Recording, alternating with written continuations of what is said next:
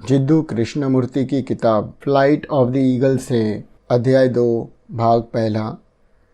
हम आज शाम को चेतन और अचेतन, सतही दिमाग और चेतना की गहरी परतों के बारे में बात करने जा रहे हैं। मुझे आश्चर्य है कि क्यों हम जीवन को टुकड़ों में विभाजित करते हैं। व्यावसायिक जीवन, सामाजिक जीवन, पारिवारिक जीवन, धार्मिक जीवन, खेल का जीवन इत्यादि। यह विभाजन क्यों है? न केवल अपने आप में बल्कि सामाजिक रूप से भी। हम और वे, आप और मैं, प्रेम और घृणा, मरना और जीना।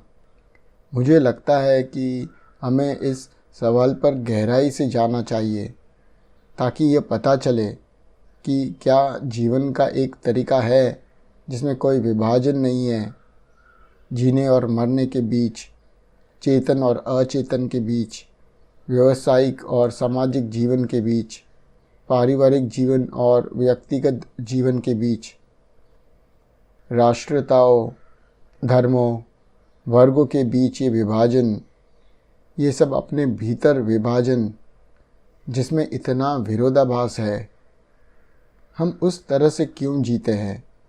यह इस तरह उथल पुथल, संघर्ष और युद्ध को जन्म देता है।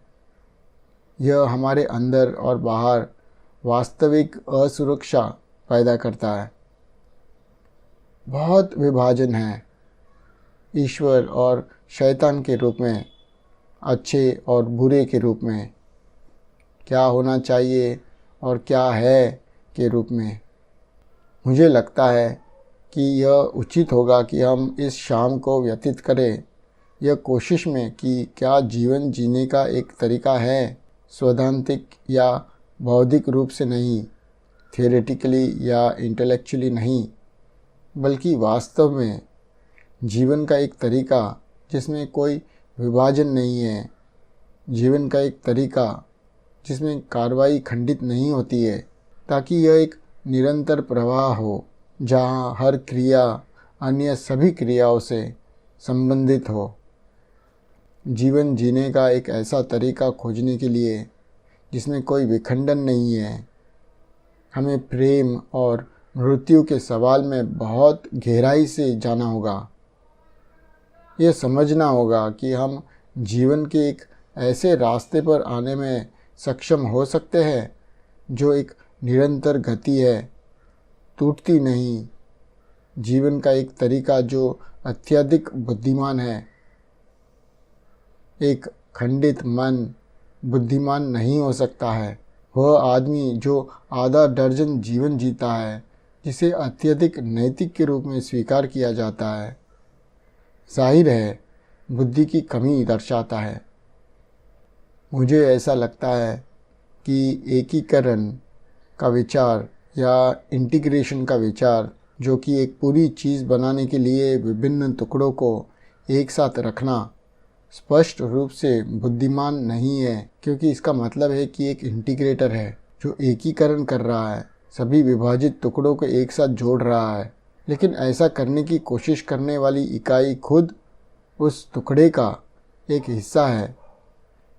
ज़रूरत इस तरह की बुद्धिमत्ता और जुनून की है जिससे हम हमारे जीवन में एक समस्त क्रांति लाए, ताकि कोई विरोधाभासी कार्रवाई न हो बल्कि संपूर्ण निरंतर आंदोलन हो।